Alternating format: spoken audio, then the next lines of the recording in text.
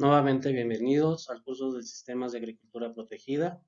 Estamos en la unidad 1, la agricultura protegida. Hoy vamos a ver el tema 1.2, sistemas de producción en macrotúnel. Para esto es importante tener en consideración dos cuestiones que se vinculan directamente de nuestros conocimientos de la relación suelo, agua, planta, atmósfera. ¿Estos cuáles son? El comportamiento de nuestro sistema solar, en sí, la Tierra en función del Sol. La Tierra sufre un proceso de rotación y traslación, en este caso tenemos la traslación, en la cual el planeta gira alrededor del Sol, y el Sol realmente no está en el centro, realmente se encuentra en uno de los focos del elipse, se encontraría en esta zona. ¿Eso qué implica? Eso implica que el planeta siempre se está moviendo. Ahora bien, el proceso de rotación del planeta considera siempre el eje magnético, ¿sí? Ven ustedes que el eje magnético pues no tiene nada que ver con el eje geográfico. Por una parte tenemos el eje geográfico y el otro magnético. Y sabemos que está alrededor de 23 grados con 23 minutos, ¿sí? Esa es más o menos su inclinación.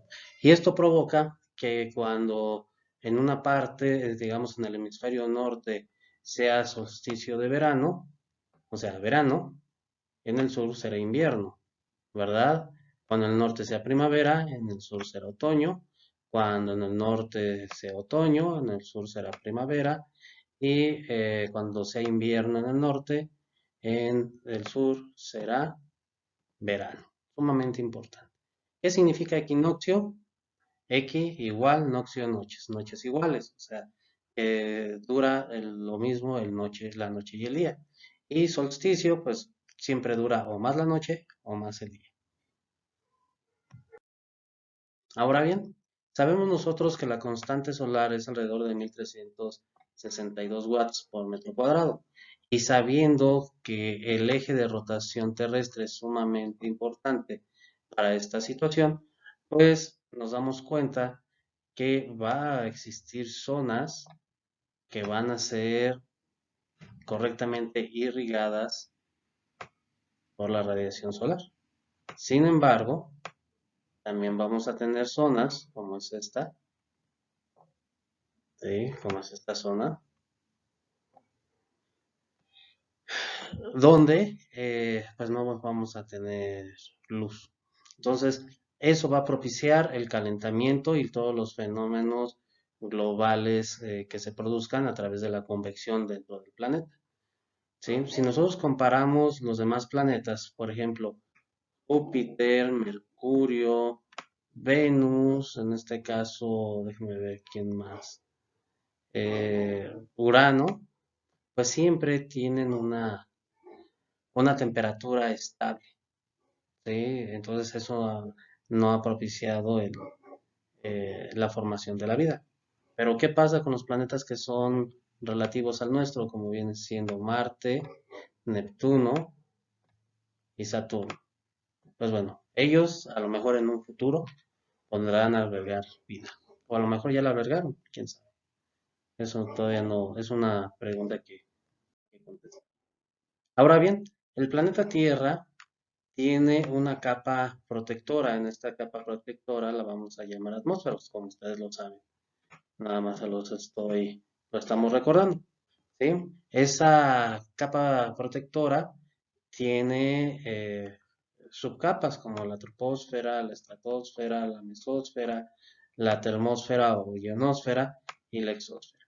Entonces, la energía radiante que viene del Sol, eso incluye la luz visible, el infrarrojo tanto cercano y lejano, los rayos X, la luz ultravioleta, otro tipo de luz ultravioleta externa, en fin, todos aquellos que están dentro del espectro electromagnético, pues lo recibe el planeta. Y vemos que la atmósfera filtra este tipo de espectro electromagnético para que la vida en la Tierra se haga posible.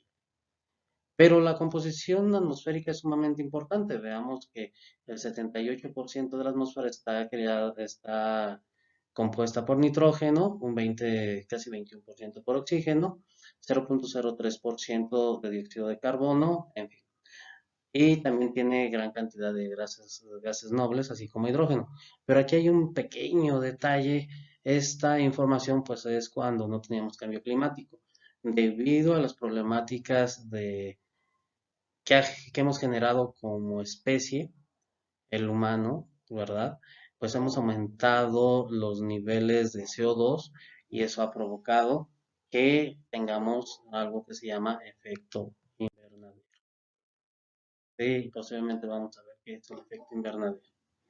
Ahora, ¿por qué es importante la radiación y tenerla en cuenta y que ustedes lo tengan en cuenta en cada uno de sus visualizaciones cuando estudiamos los sistemas de agricultura protegida?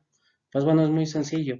Aquí vamos a tomar esta gráfica en consideración, que es la temperatura del aire y de las ramas de árboles de manzano, cultivar Golden Delicious, con y sin encalado, observada del 8 al 9 de enero de 2005.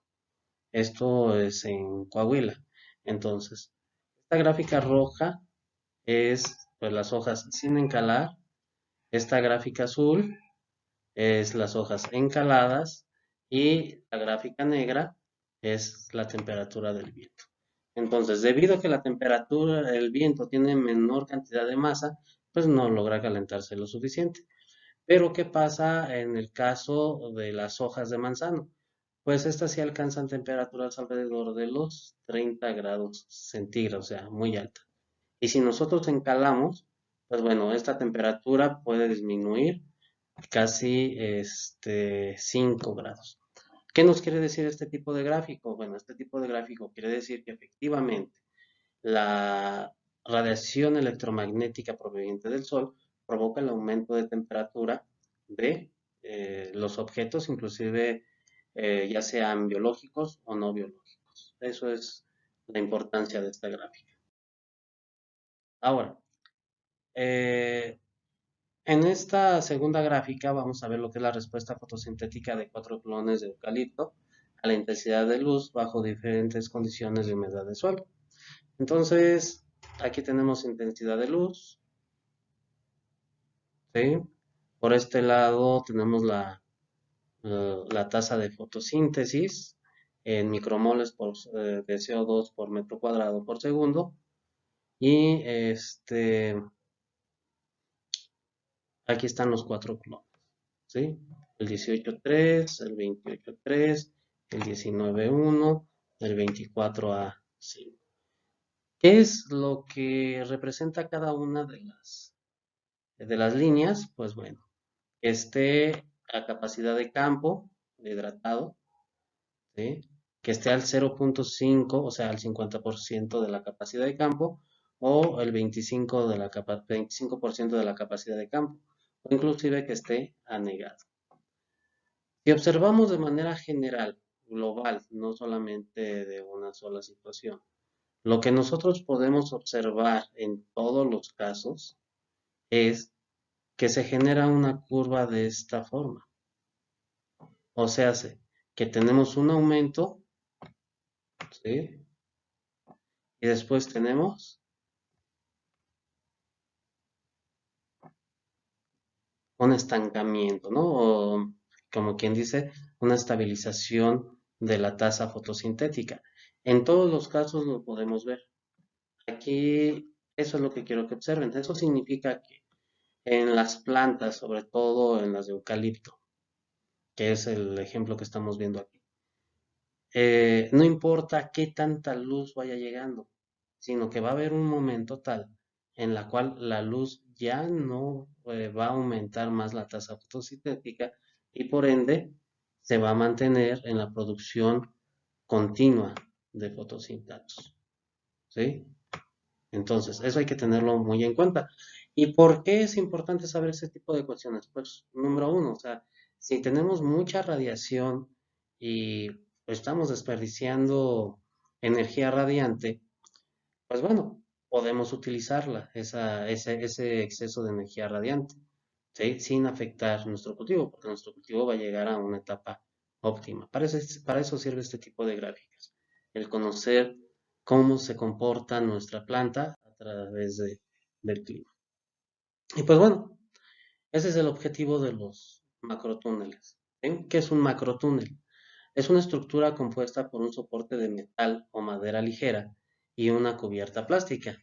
¿Sí? Aquí están los soportes de metal, ¿sale? Son puros soportes de metal.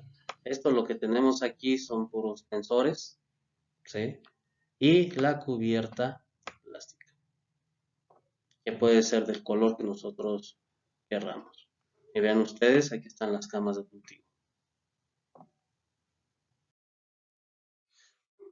En México, por lo regular, se emplean postes de tubo galvanizado de 1 pulgada o 1.5 pulgadas de calibre 14 o 15, pues, para que sea más o menos económico, de aproximadamente 1.5 metros de longitud. Incluso algunos los pueden hacer de 2 metros y enterrar medio metro.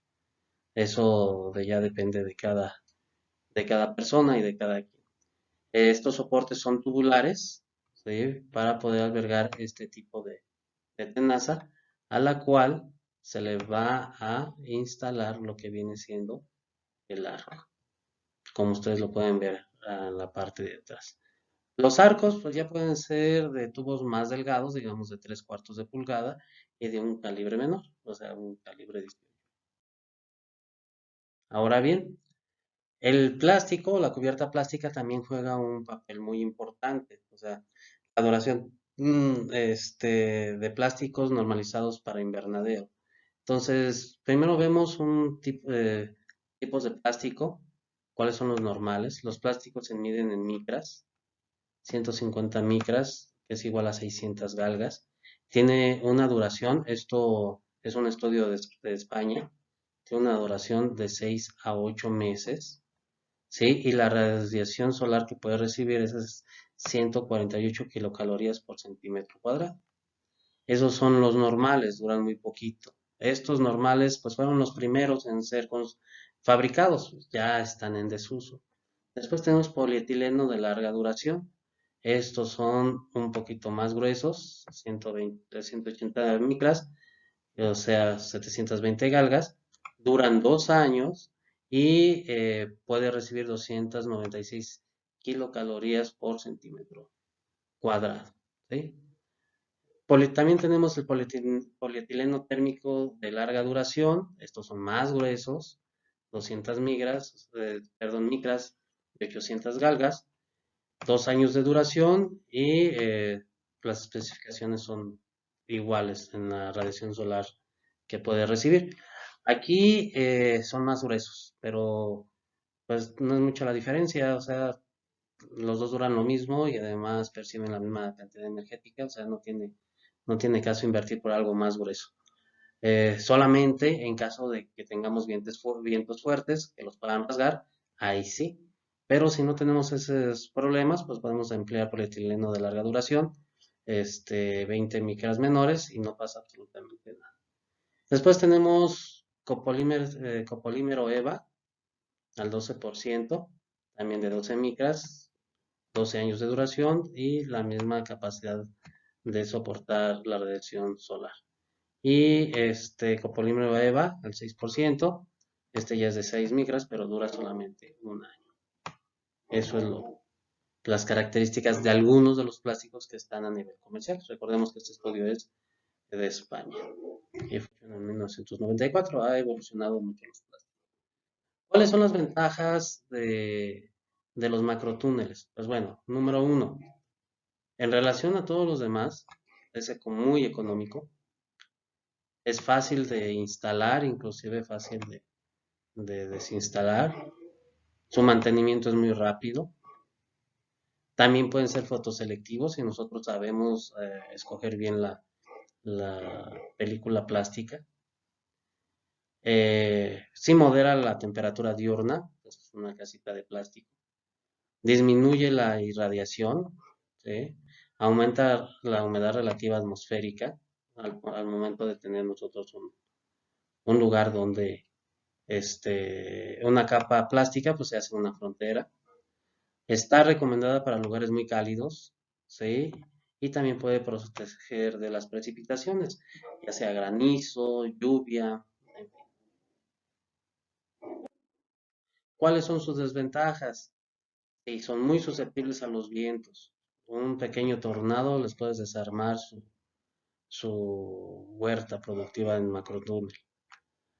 No controlan las heladas, puesto que están abiertos, tanto del frente como en la parte trasera y en los puntos de unión entre macrotúneles.